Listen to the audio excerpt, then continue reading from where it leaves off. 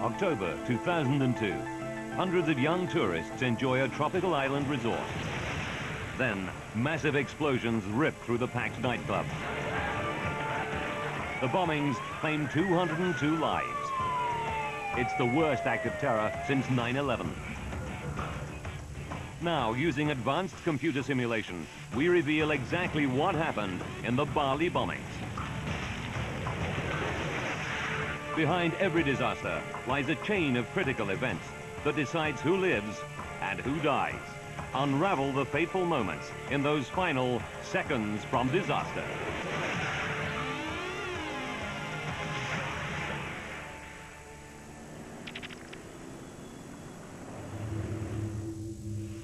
Southeast Asia, Indonesia, the island of Bali. Bali's tropical breezes blow in vacationers from all over the world. The warm Balinese welcome is legendary. It's the #1 holiday destination for Australians, reached by a 3-hour hop across the Indian Ocean from their west coast. October 12, 2002. Another perfect day dawns in this tropical paradise.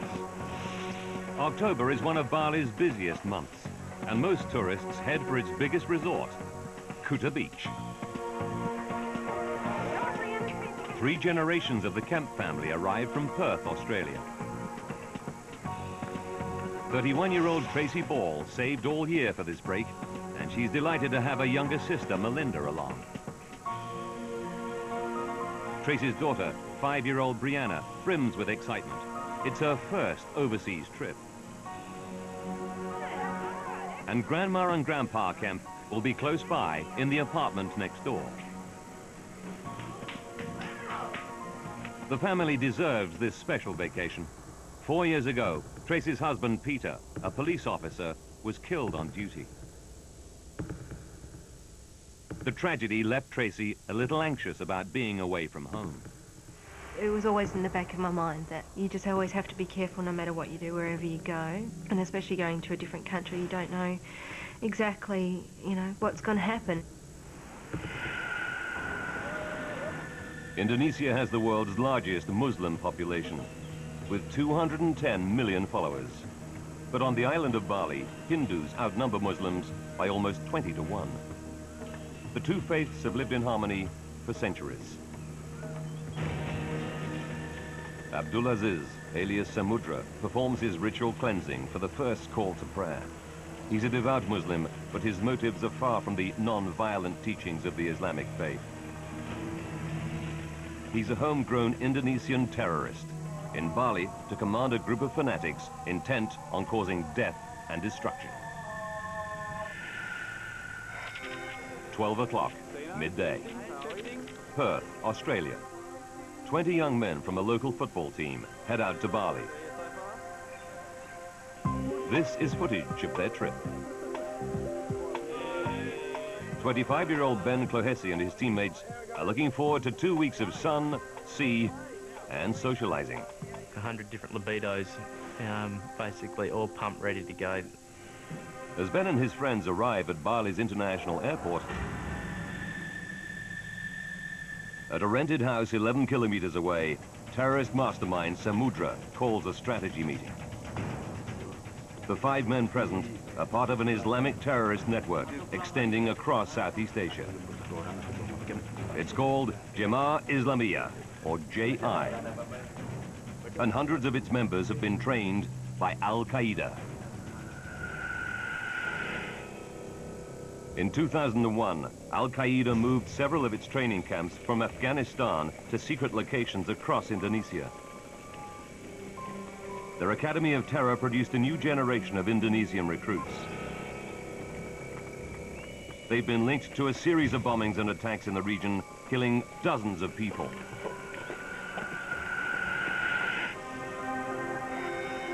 "7:30 p.m. Saturday night. And sisters Tracy and Melinda are looking forward to an evening of fun. Their parents volunteer to look after Brianna. When Tracy's husband died, Melinda immediately moved in with her to help raise the little girl. The sisters are inseparable. We did become best friends, which was awesome. She became very much someone that I depended on nearly every day. As little Brianna sleeps, Samudra's terrorists prepare their deadly weapons. Tonight, they'll bring Al-Qaeda's global jihad to Western tourists in Bali. They plan a symbolic explosion outside the US consulate, northeast of Kuta Beach. But their main bombing targets are two popular night spots, Paddy's Bar and the Sari Club on Legian Street. They load a white Mitsubishi van with 1 ton of explosives. 9:30 p.m. As the sun goes down, Kuta Beach lights up with neon as the club scene comes to life. At the heart of the action is the resort's buzzing central strip, Legian Street. It's where sisters Melinda and Tracy are heading for their girls' night out. But it's the terrorists' destination too. 3 of them drive the explosive-packed van south towards Kuta Beach. Melinda and Tracy arrive at one of Legian Street's most popular hotspots, the Sari Club. It's already hopping. Nearly 350 young men and women, mostly Australians, cram inside. 10:52 p.m. The terrorists leave the northern suburbs and enter Kuta Beach Resort. They have to drive slowly. The van is weighed down with its deadly cargo. The Australian footballers roll up at the Sari Club. 25-year-old Ben Clohessy is ready for his first taste of Bali's nightlife. They park themselves at the bar and start drinking. 11:01 p.m. The terrorist white van reaches Legian Street.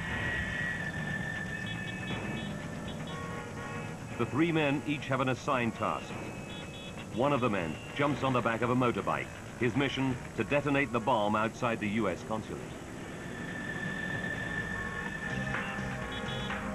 Inside the Sari Club, Tracy and Melinda have had a great night, but Tracy is anxious to get back to daughter Brianna.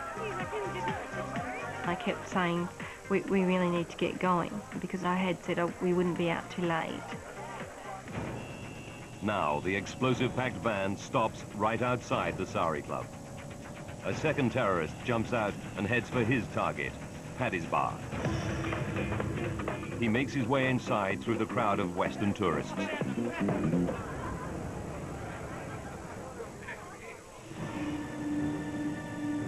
Across the road in the Sari Club, Melinda persuades Tracy to stay for one more song. Outside, the van is creating a traffic jam along the one-way street, but the driver isn't going anywhere. Then, suddenly, a terrifying explosion rips through Legian Street. Inside the Sari Club, nobody is hurt. Some people even think the noise is some sort of celebration. I just thought it was a bit of fireworks. How happy we all were and excited that we were. You know, you never thought anything bad could happen. But sisters Tracy and Melinda are in an open-air part of the club. They can see a column of smoke rising from Paddy's Bar across the street. Dozens of people spill out of the club onto Legian Street to see what's going on. It brings them even closer to the explosive-filled van still parked in the street outside.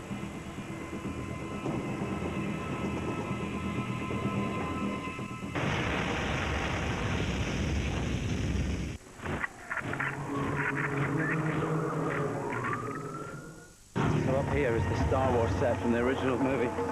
That's brilliant. They've just kept it all since the 70s. I rather arrogantly thought I'd be mobbed. I don't think anyone is recognising him at all. It's just like this hunter's film. You'd say just a movie. The unseen version of Long Way Down continues tonight.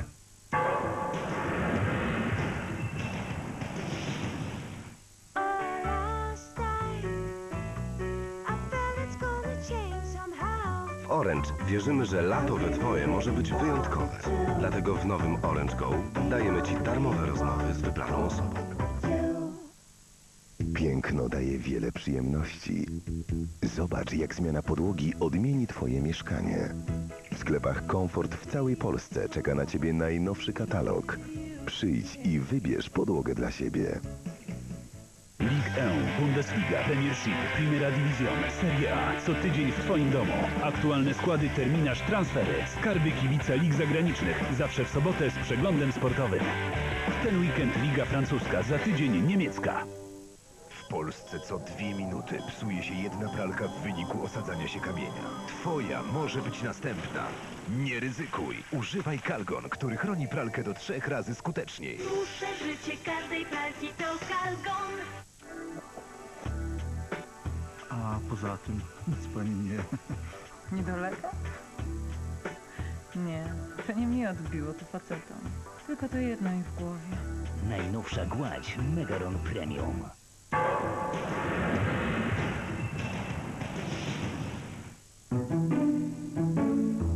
They are wonders of construction. Icons that have come to symbolize the cities in which they stand. Now, meet the latest marvel to join their ranks. To celebrate the 29th Olympic Games in China, National Geographic Channel presents the making of a modern engineering masterpiece.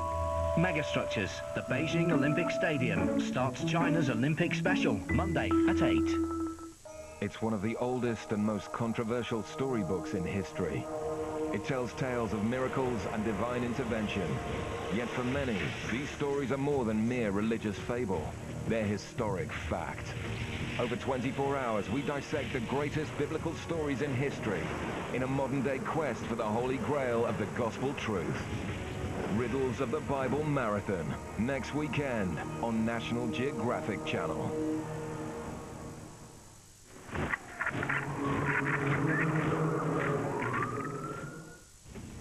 People partying in the Sari Club in Bali's Kuta Beach Resort hear a huge bang outside.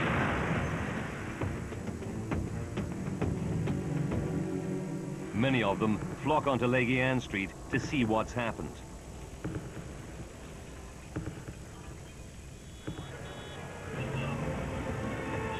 It brings them within meters of the terrorists' explosive-packed white Mitsubishi van.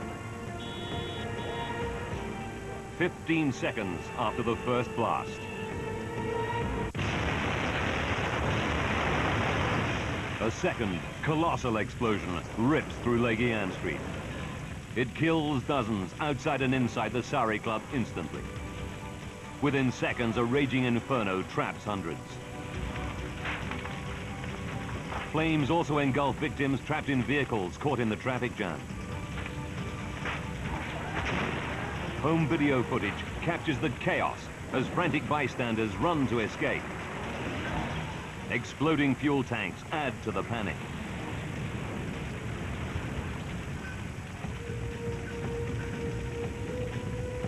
Inside the club, the party atmosphere is transformed into a scene of carnage and devastation.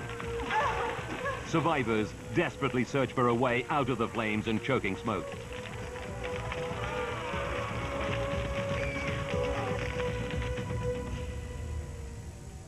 A 31-year-old widowed mother, Tracy Ball, is buried under a stack of rubble.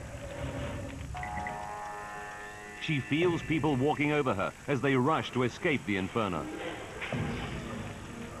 Desperately, Tracy digs herself out of the debris. But there's no sign of her younger sister, Melinda. She was nowhere to be seen, and there was just fire and screaming from all directions. So at the same time I'm screaming, I have to find you, I can't find you. Melinda!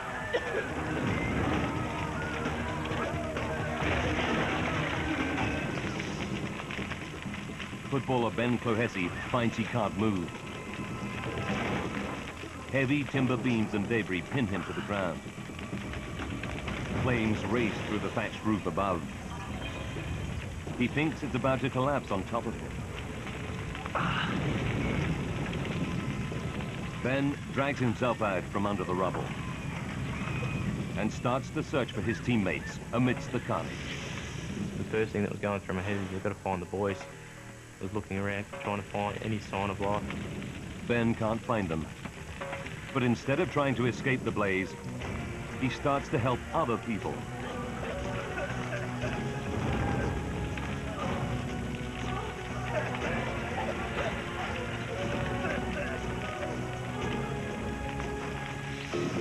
Outside, it looks like a war zone. Fierce fires spread through Leguian Street. Buildings are ablaze over an area 120 meters wide. Burned and maimed survivors lurch out of the devastated buildings. Many local people rush to help survivors. One of the first on the scene is Kuta Beach Traffic Chief, Agus Bambang. Saya lihat puluhan korban. I saw dozens of victims exiting and running outside of the club, away from the engulfing flames. Some were shouting, saying, "It's so hot, it's so hot. Please, help us get to a hospital quickly." Bambang orchestrates rescue efforts to help the victims. Among those killed and injured in the blast, dozens of his fellow Balinese. There were not only foreign tourists, but also local people from Denpasar who came to Kuta for the weekend. Inside the Sari Club, footballer Ben Clohesi is also helping the injured. He leads two survivors to the only area of the blazing club that looks free of flames. But he finds that a 4.5 meter high wall blocks their path.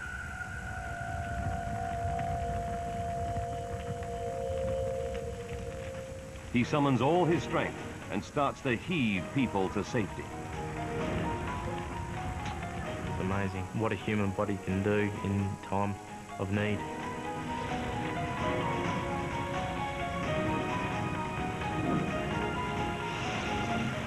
While survivors head for the only part of the club not in flames, 31-year-old widowed mother Tracy is still desperately searching for her missing sister, Melinda.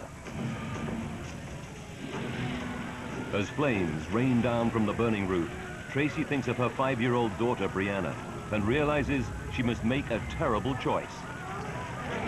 Does she continue to search for her sister and best friend, Melinda, or escape while she still can? What if I get out and she's here waiting for me to find her and she burns to death? How do I tell Mum and Dad that I left her behind? But then I thought, what will Mum and Dad tell Brianna when I don't come back?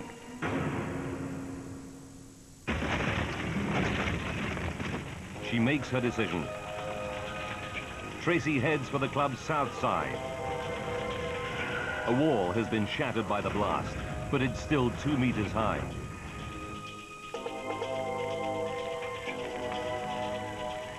Thinking fast, she finds a beam to use as a makeshift ladder and clambers to the top of the 2 meter high wall. She escapes the blaze just as it engulfs the area behind her.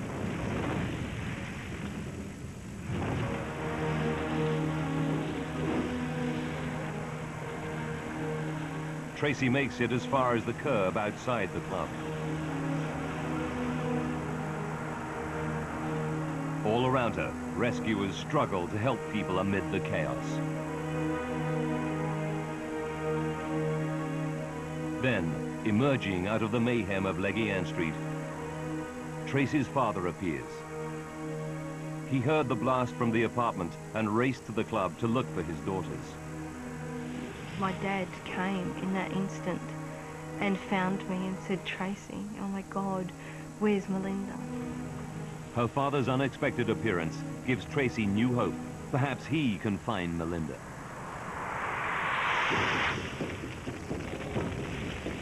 But many people are still inside the burning Sari Club. One of them is footballer Ben Clohesi. He's heaved countless people up the north wall to waiting hands and safety. Ben doesn't know whether all his teammates made it out. But the heat is now unbearable. He has to go. But there's no one left to help him. He must get over the 4.5 meter high wall on his own. because the fire was coming that quickly. You know that if you miss it, that you know you're gone. It's Ben's only hope. He summons all his strength and jumps. Somehow, Ben reaches the top and scrambles over.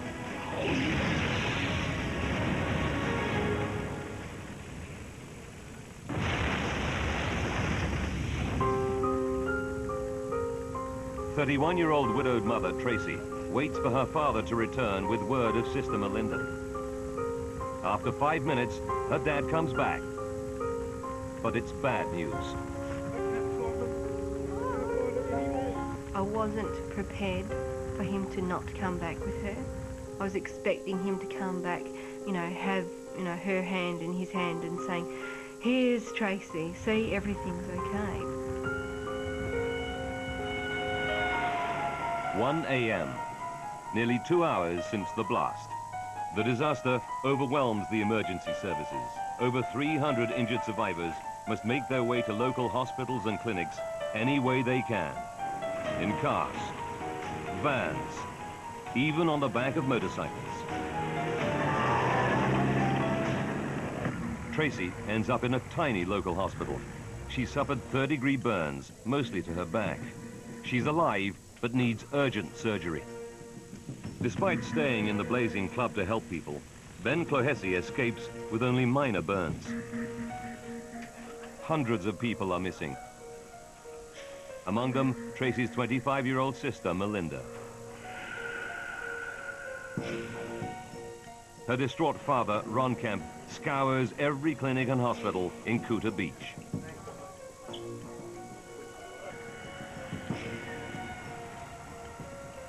But he's losing hope.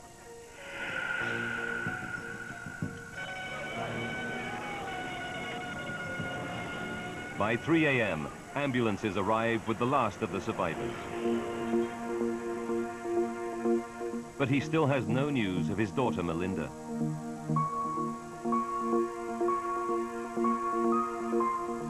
Many of those listed as missing are now confirmed dead.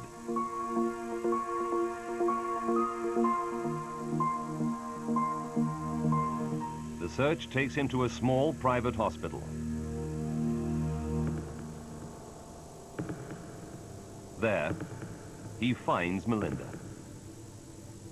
She's alive. The blast knocked her out, and she has no idea how she escaped the club. Miraculously, she only has minor injuries. 5 a.m. As Tracy is wheeled out of surgery, the sisters are finally reunited. He looks over to me and she's just in tears. She's like, "Oh my God, you're okay," kind of thing, you know. It's not really words said, just looks, even now, it makes me cry because I could then relax and realise that everything was going to be okay. The next day, Tracy's 5-year-old daughter, Brianna, insists on visiting her mother and aunt in hospital. She was so brave and you know, crying, but at the same time saying, "Mummy, I love you, and even though you're burnt, I still think you're beautiful." And that was the first thing she said to me.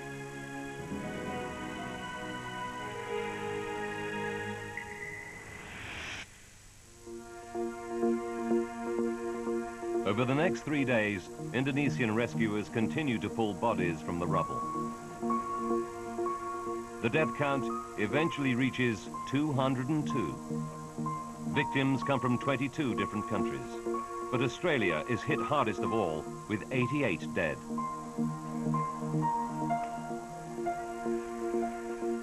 Three days later, Ben Clohessy and his surviving teammates return to Perth, Australia. Of the 20 young men who flew out, only 13 are going home alive. The remains of the other 7 will be returned to their families.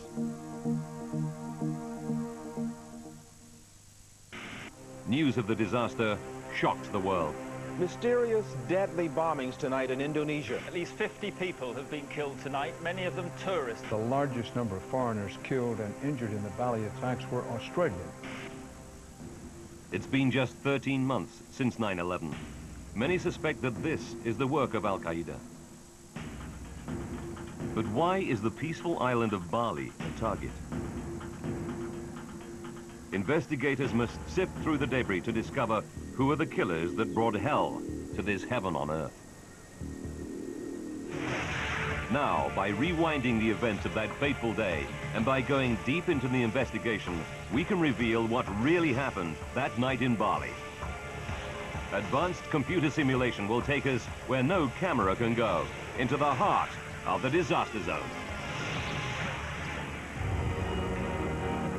A new day reveals the extent of the devastation.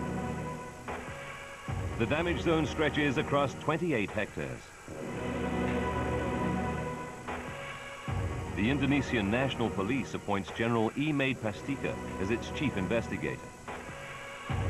But Pastika knows that he has neither the manpower nor the forensic experience to investigate a disaster on this scale. We understand and realize now that our technology is very far left behind. Pastika turns to the Australian Federal Police, or AFP, in Canberra for help. The force puts forward AFP veteran Graham Ashton as joint investigator. Within 24 hours, Ashton and his team of 140 experts head for Bali. Senior forensic chemist David Royds flies out with the team. Also on board the plane are several people desperate for news of their loved ones. You know, you're full of anticipation, you're nervous, you're excited, and you're with a team, and you really feel fired up. And suddenly you realise that at the front of the plane there's 2 or 3 other people, and they were actually relatives going over to search for their children. It was a really emotional experience. So, as the Indonesian and Australian teams swing into action, they have no clues as to who caused the explosions. But detectives based at Bali's police HQ soon get their first lead. A report from the US consulate, 11 kilometers northeast of Legian Street. The consul claims he heard firecrackers going off less than a minute after the Legian Street blast. But what the forensic team find in front of the building tells a more sinister story. A wrecked stretch of curb and the remains of a mobile phone. Both test positive for the high explosive TNT. The evidence suggests a small device remotely detonated by phone. Western consulates and embassies are a favored target of terrorists. Investigators believe that this has all the hallmarks of a deliberate terrorist attack. Its aim, not to kill, but to tell the world that the explosions in Bali's nightclubs are a new front in the terror war against the West.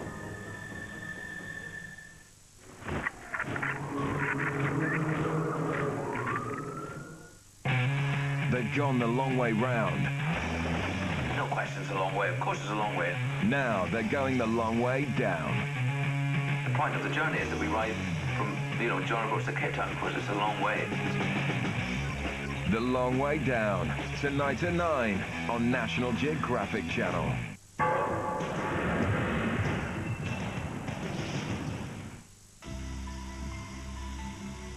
Czy wiesz, że jest lepszy sposób na mycie naczyń? Myjąc naczynia w zmywarce, zużywasz do 6 razy mniej wody i do 2 razy mniej energii, niż gdybyś zmywała ręcznie. To znaczy, że zapłacisz mniej za prąd i wodę. Zmywarka i tabletki Calgonit Quantum to sposób na bardziej higieniczne i oszczędne zmywanie. Calgonit. Kryształowy połysk za każdym razem. W uporządkowanym świecie łatwiej o kontrolę. Dlatego teraz w Orange dla obecnych i przyszłych klientów mamy nowe proste taryfy Mix z tańszymi połączeniami dla wszystkich. Zapraszamy do salonów i na orange.pl. Teraz polecamy odtwarzacz MP3 i aparat CyberShot 3,2 megapiksela. Wszystko to w telefonie Sony Ericsson K800i. Dostępnym od złotówki w nowych taryfach Mix w Orange. Ostatnia niedziela, dzisiaj się rozstaniemy, dzisiaj się rozejdziemy. W całej Polsce agenci ubezpieczeniowi bardzo cierpią, ponieważ już 300 000 kierowców porzuciło ich dla Link 4. Może więc warto pożegnać agenta i nie płacić jego prowizji. Link 4. Bez pośredników, bez prowizji.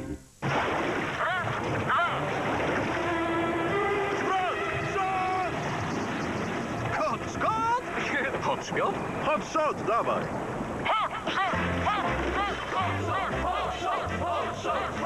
Wszystko ci mówi, żebyś coś przekąsił? 9 gorących kawałków kurczaka hot and spicy i sos. Na wynos, w wygodnym opakowaniu. Hot shot. Jest pysznie w KFC.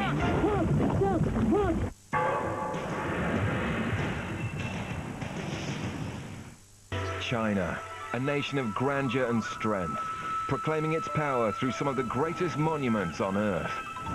Now, enter the land of the mighty dragon as it roars to the forefront of engineering ingenuity. As the Olympics begin, visit China's bold innovations in modern megastructures. An astounding showcase of China's architectural triumphs. China Olympics Special starts Monday, 4th of August at 8 on National Geographic Channel. It's one of the oldest and most controversial storybooks in history. It tells tales of miracles and divine intervention. Yet for many, these stories are more than mere religious fable. They're historic fact. Over 24 hours, we dissect the greatest biblical stories in history in a modern-day quest for the Holy Grail of the Gospel truth. Riddles of the Bible Marathon, next weekend on National Geographic Channel.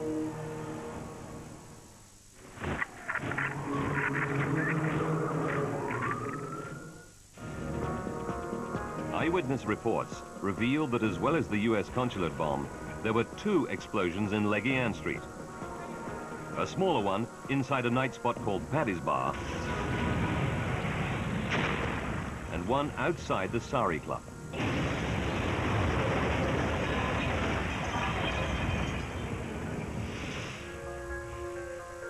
The investigation team start to comb the 28-hectare blast zone for evidence that might lead to the killers. It's a monumental task. Even the tiniest piece of debris might provide the crucial lead. It could take months. And after just 2 weeks, there's a major setback. Local officials are in a tough spot. They're under pressure from Kuta Beach's predominantly Hindu residents to clear the blast site. These local Hindus believe that the ghosts of blast victims haunt the area. They want to hold a ceremony to purify the site and release the troubled spirits of the dead. But it means scooping up all the rubble and casting it into the sea. The officials tell the Australian and Indonesian investigators their time is up. Bulldozers are wanting to clean the street up, and so if you want to get any more samples, you've got 2 hours. Clearing the blast zone will destroy crucial evidence. If the investigators can't stop the bulldozers, the murderers of 202 innocent holidaymakers and Balinese might never be caught. Behind the scenes, Indonesian and Australian investigators alike negotiate for more time. They argue that Bali's biggest industry, tourism, is at stake. Catching the people is as important as clearing this crime scene, because if we don't catch them, tourists won't come back. After a day of argument, they finally strike a deal. The investigators get just 2 more weeks to scour the site for clues. After that, the bulldozers will be back. It's an enormous task. The 28-hectare blast zone is strewn with tons of debris. Now the team have just 14 days to complete a task that would normally take months. Meanwhile, detectives interview hundreds of eyewitnesses. Many claim they saw a white Mitsubishi van parked outside the Sari Club just before the explosion. It drew attention because it caused a huge traffic jam along the one-way Leguian Street. There's now a 60-centimeter deep crater where the van once stood. And it's at the epicenter of the blast zone. It's clear to investigators that a bomb inside the van destroyed the Sari Club.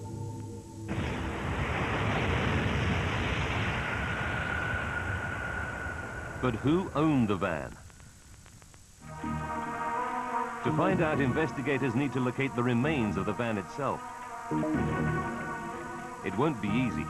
The van would have been blown to bits in the blast. And the explosions destroyed 19 vehicles and 32 motorbikes on Leguian Street. Forensic experts must examine thousands of twisted remains, piece by piece.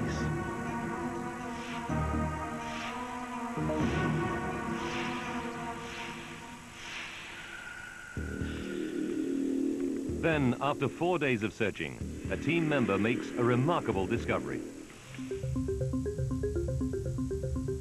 Across the street from the Sari Club is a 2-story bank.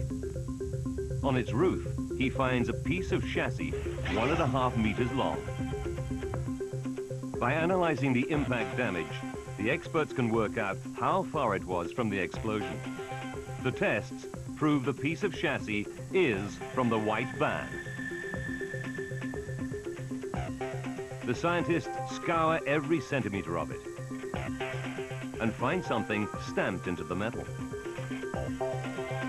It could be the van's registration number, a crucial lead to its owner. But it's completely illegible. The terrorists filed down the number so that it couldn't be traced. The team's first big find ends in disappointment. We were thinking, what would have been a great head start if they'd been stupid enough to leave the engine numbers on the chassis block. So we thought, oh well, they're not that stupid then. Oh well, back to the hard slog again. But the joint Indonesian and Australian team refuse to give up. They try a different tack. If they can discover what the bomb was made of, they may be able to trace people who bought large quantities of the relevant chemicals. They focus on the chemical fingerprints at the crime scene. But there's a problem. The explosions severed water mains, so that any chemical residue was washed away down gutters and drains. Then firemen doused the area with high-pressure hoses. Investigators can't find any trace of suspicious chemicals. Then one of the team has a bright idea. Where else can we look creatively to try and find these samples? So one of the guys really cleverly just looked up. The blast could have blown chemicals hundreds of meters from the scene, leaving traces way above ground level. It may be their only hope of a lead on the bomb's makeup. The team races to swab the leaves of trees, signposts, even telephone lines within 60 meters of the explosion. The forensic team painstakingly tests hundreds of samples. We were analysing as much as we could, as fast as we could, and we were getting negative results, negative results, negative results. The heat is on. In just 14 days, the bulldozers will clear the site into the ocean. The team tests over 2,000 samples. Then, finally, their persistence pays off. A leaf from a tree inside the zone supplies a crucial clue. It tests positive for potassium chlorate. It's a commercially available chemical found in industrial cleaning material. And it's a classic ingredient of a typical homemade terrorist bomb. The team now knows what caused the blast that demolished the Sari Club. The terrorists detonated a bomb made of homemade explosive, packed into the rear of a Mitsubishi L300 van.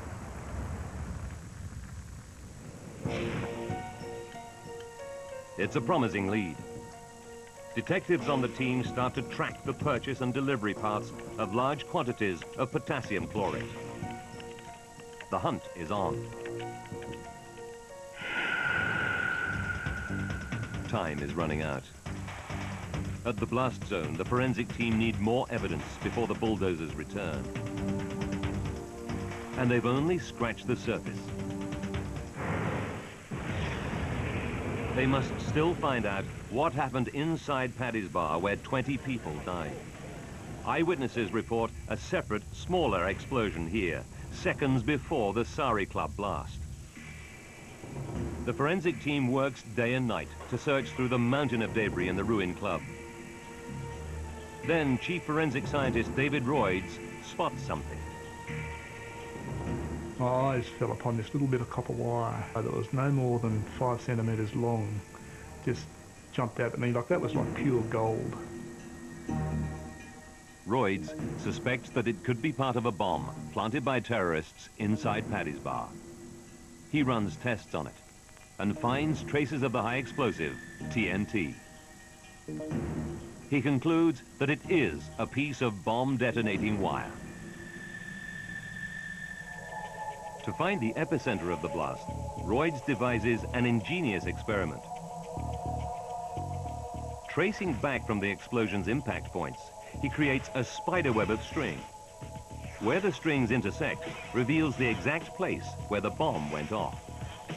It's 1 meter off the ground. It raises a disturbing possibility. So at this stage, we started to think that this could well be a suicide bomber.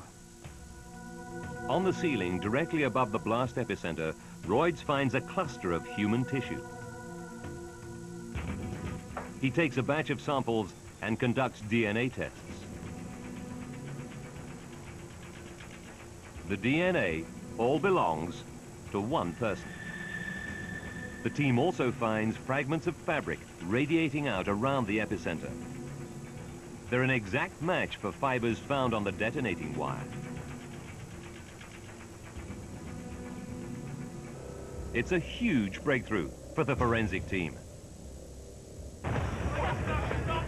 They now know exactly what killed 20 innocent people inside Paddy's Bar. 11:07 p.m. A suicide bomber walks into Paddy's Bar wearing a vest lined with TNT. When he reaches the packed dance floor, he hits the detonator.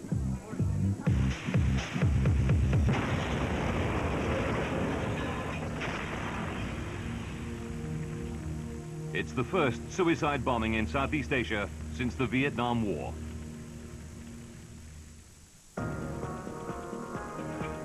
Investigators now know exactly what caused the 3 explosions on the night of October the 12th.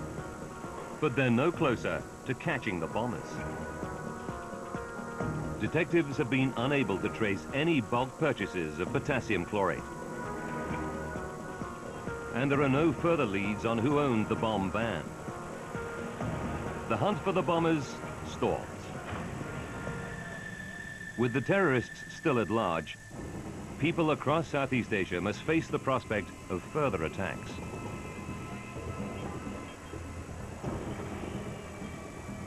But Chief Indonesian Investigator General Imade Pastika refuses to admit defeat. 6 days before the investigators' deadline, Pastika orders his team to re-examine the 1.5-meter section of chassis from the exploded van. The terrorists covered their tracks by filing down the vehicle's registration number. But he hopes that perhaps some other clue was missed. Then Pastika, a devout Hindu, goes to a temple to pray for a breakthrough.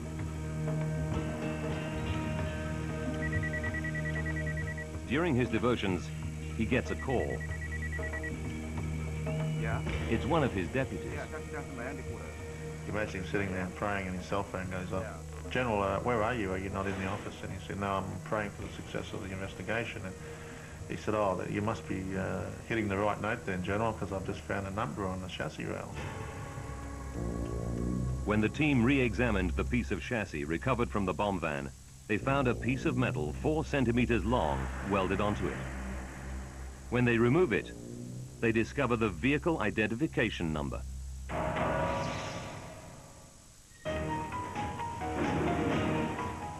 The terrorists picked the wrong country to buy their bomb vehicle. They filed off the 2 usual identifying numbers, but obviously didn't realize that commercial vehicles in Indonesia have a 3rd number stamped on the chassis. One of the van's previous owners welded a support strut to the chassis that covered it up. The terrorists didn't even know it was there. It's an astonishing breakthrough. Investigators searched through vehicle records. They quickly tracked down all 7 previous owners of the van, including the last person to buy it. His name is Amrozi. He's already known to authorities as a member of Jemaah Islamiyah, a terrorist network linked to Al-Qaeda.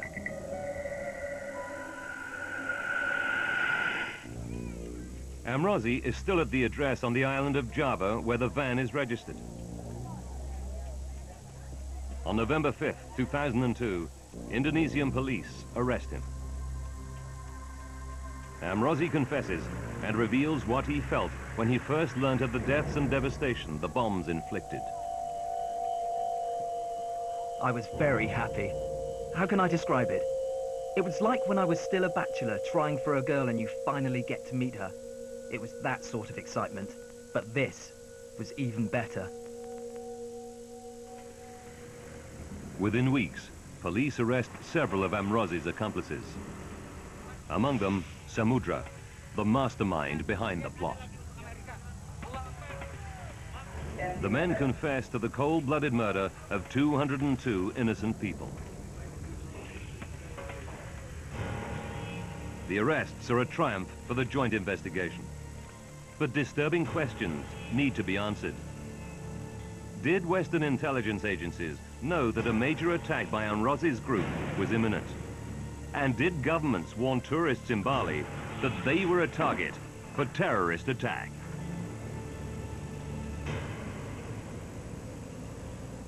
A joint Australian and Indonesian investigation leads to the arrest of several of the Bali bombers. 34 Jemaah Islamiyah terrorists are tried and found guilty. 3 are sentenced to death. The rest receive prison sentences. Their confessions allowed the investigation team to put together the missing pieces of the puzzle. It reveals what really happened on the night of the Bali bombings. Why terror came to paradise and left holidaymakers and local people seconds from disaster.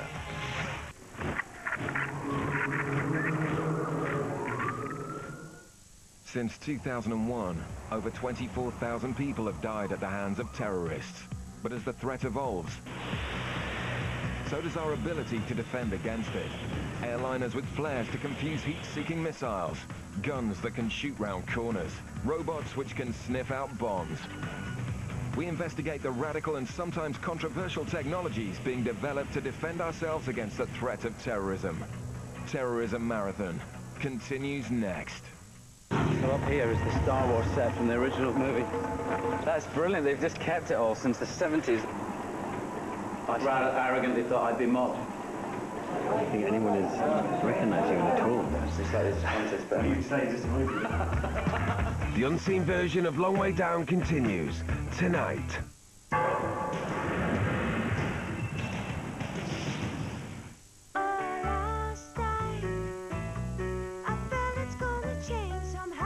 W Orange wierzymy, że lato we Twoje może być wyjątkowe. Dlatego w nowym Orange Go dajemy Ci darmowe rozmowy z wybraną osobą.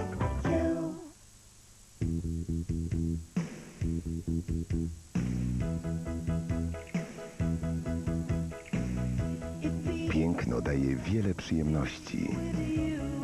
Zobacz, jak zmiana podłogi odmieni Twoje mieszkanie. Podłogi, które każdemu wnętrzu nadadzą nowy urok, czekają na Ciebie w sklepach Komfort w całej Polsce. Przyjdź po nasz najnowszy katalog i wybierz podłogę dla siebie. W Polsce co 2 minuty psuje się jedna pralka w wyniku osadzania się kamienia. Twoja może być następna. Nie ryzykuj. Używaj Calgon, który chroni pralkę do 3 razy skuteczniej. Dłuższe życie każdej pralki to Calgon.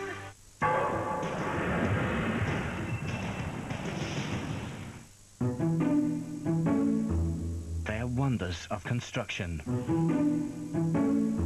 Icons that have come to symbolize the cities in which they stand. Now, meet the latest marvel to join their ranks. To celebrate the 29th Olympic Games in China, National Geographic Channel presents the making of a modern engineering masterpiece. Megastructures, the Beijing Olympic Stadium, starts China's Olympic Special, Monday at 8. It's one of the oldest and most controversial storybooks in history. It tells tales of miracles and divine intervention. Yet for many, these stories are more than mere religious fable. They're historic fact. Over 24 hours, we dissect the greatest biblical stories in history in a modern-day quest for the Holy Grail of the Gospel truth. Riddles of the Bible Marathon, next weekend on National Geographic Channel.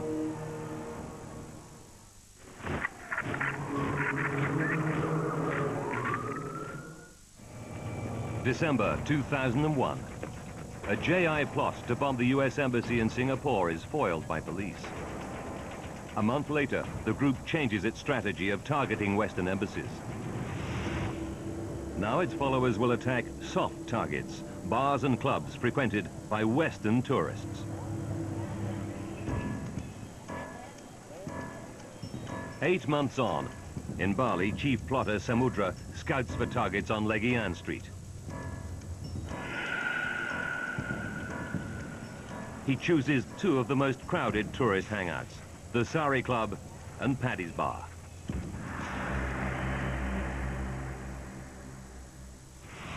October 6th, 6 days to disaster. In the rented house in Denpasar, the JI terrorists start making the Sari Club bomb. They packed a suicide bomber vest with 1 kilogram of TNT and make the device intended for the US consulate.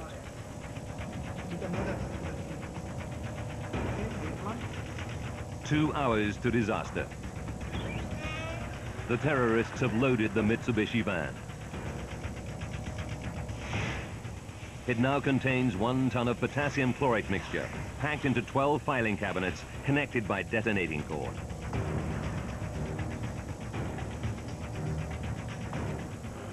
Three minutes to disaster. 30 meters from the Sari Club, Ali Imran gets out of the van. 1 minute to disaster. The first suicide bomber, a young Indonesian known as Ferry, walks into Paddy's Bar. When he reaches the packed dance floor, he hits the detonator.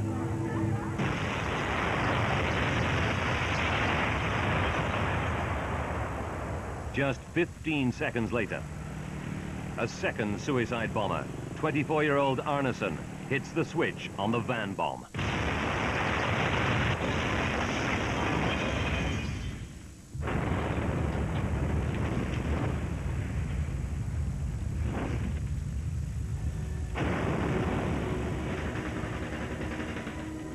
"40 seconds later, the terrorists use a phone to detonate the device planted some 3 hours earlier outside the US consulate. It announces to the world that the Bali bombings are an attack on America and its allies. Australian tourists, Melinda and Tracy, were lucky to survive. But back home in Perth, they wonder how the unconscious Melinda escaped the blazing Sari Club. I thought, well, my fingernails are in perfect condition. I don't have any burns or lacerations or anything to my feet. I wondered, how did I get out? The question spreads through Perth, Australia. Who saved the girl in the pink dress? Word reaches 25-year-old footballer Ben Clohessy. He recalls helping an unconscious blonde girl over the wall and realizes it was Melinda. He visits Melinda to tell her the story. Meeting Ben was just like meeting, you know, a saint. He'd saved my life, you know, and it's so hard to describe, you know. How do you feel when you meet someone that saved your life? Many others owe their lives to the brave actions of traffic chief Agus Bambang. As a Muslim, he cannot understand how the terrorists could claim to act in the name of Islam. Several Western governments, including Australia, admit to receiving intelligence before the bombings that JI was planning to attack Westerners in Southeast Asia. The US and Australia issued warnings to its tourists to be cautious when traveling around the world. But Australians who lost loved ones want to know why they weren't warned of the specific danger of travel to Indonesia. An Australian Senate inquiry finds that the government should have warned its travellers that they might now be actively targeted.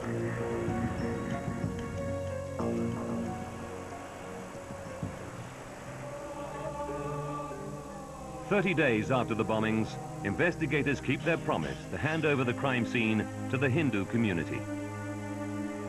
The ocean waves receive the spirits of the dead.